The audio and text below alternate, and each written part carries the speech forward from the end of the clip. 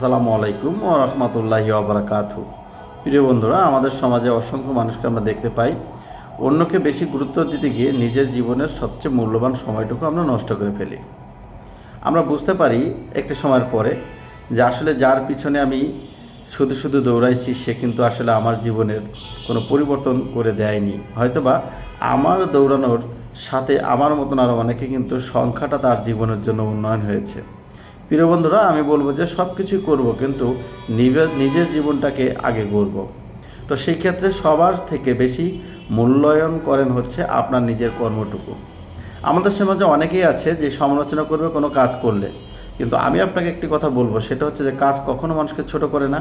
যারা কাজকে ছোট করে দেখে তারা প্রকৃতিই হলো ছোট মানসিকতার মানুষ।